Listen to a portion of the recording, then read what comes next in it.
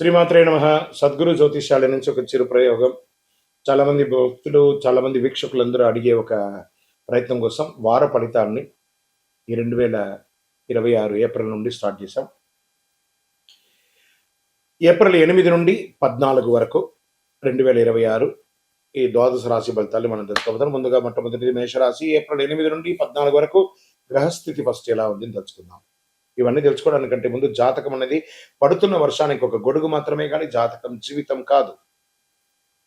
మీరు మీ యొక్క ఇష్టదైవాన్ని ప్రార్థన చేయండి, మీ కులదైవాన్ని ప్రార్థన చేసుకోండి. మకర రాశి వారికి ఈ వారం కష్టానికి ఫలితం కనిపించే వారంగా అనుకోవచ్చు.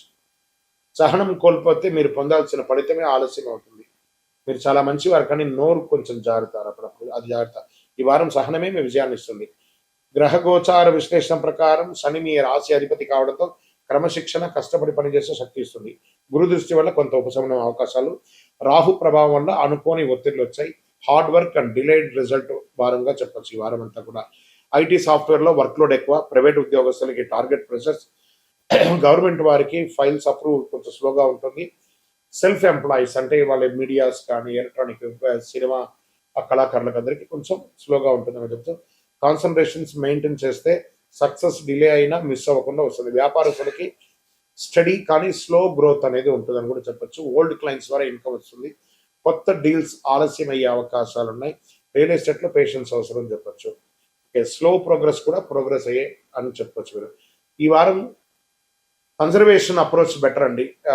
సేఫ్ ఇన్వెస్ట్మెంట్స్, పెద్ద లాభాలు పొందకపోయినా లాంగ్ టర్మ్ ప్లానింగ్ మంచిదని చెప్పొచ్చు. షేర్ మార్కెట్, కుటుంబ సంబంధాలు, ఇంట్లో బాధ్యతలు పెరుగుతాయి. ఫ్యామిలీ మ్యాటర్స్లో మీ రోల్ ముఖ్యం. ఎల్డర్ సపోర్ట్ ఉంటుంది. వర్క్ లైఫ్ బ్యాలెన్స్ మెయింటైన్ చేయండి ఈ వారం అంతా కూడా.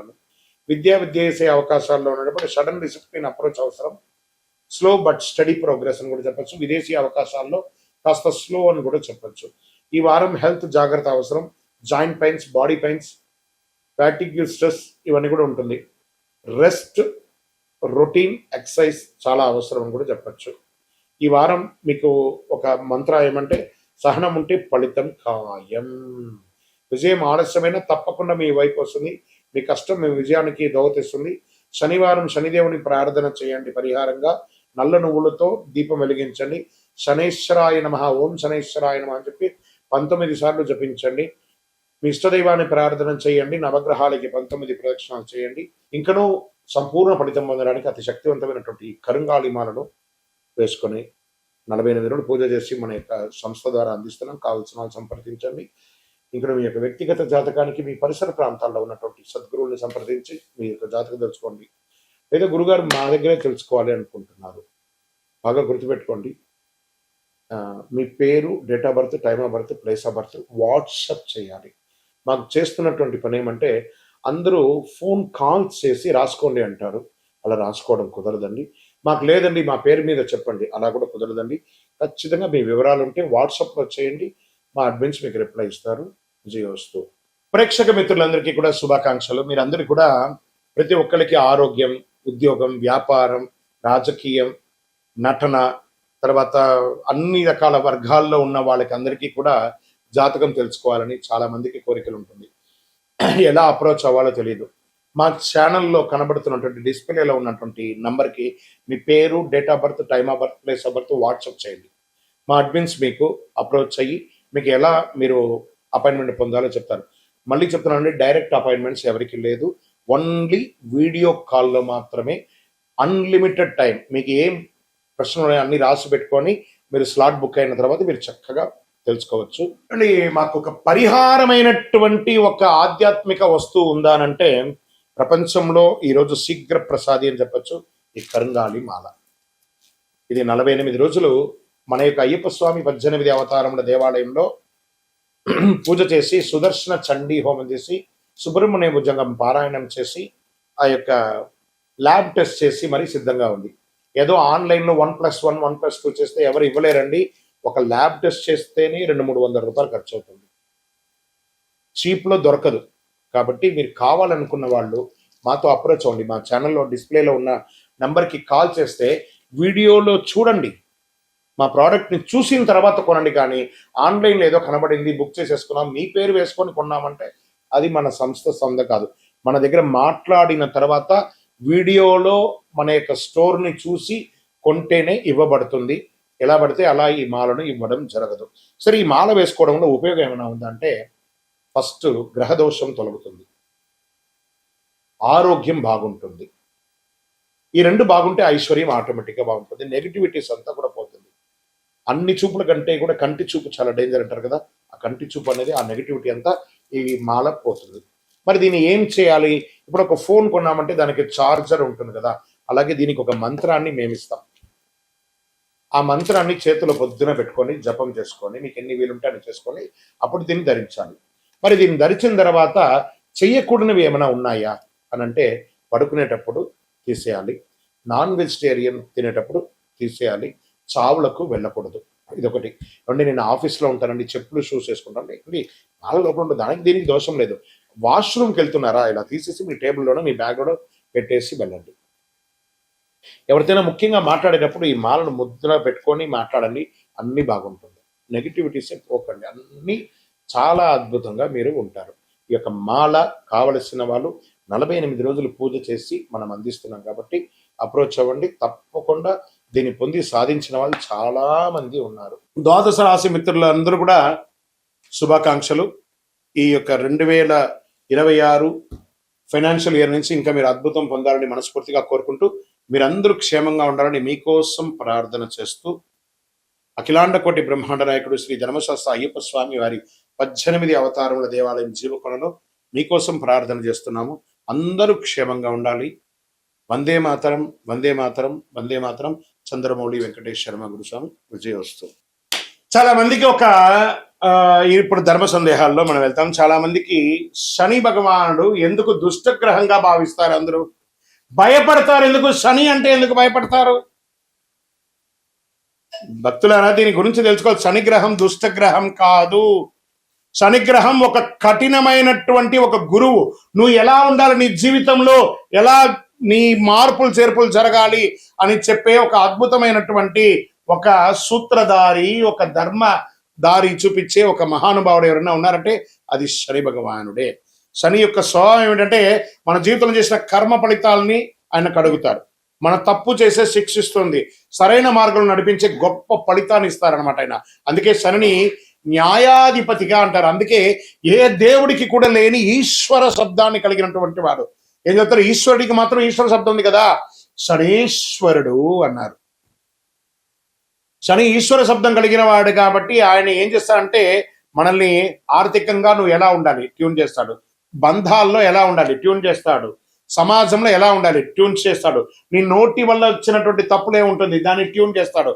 ఎన్ని రకాలుగా అంటే ఆయన ఏ రకంగా మన దాంట్లో ప్రయాణం చేస్తాడు?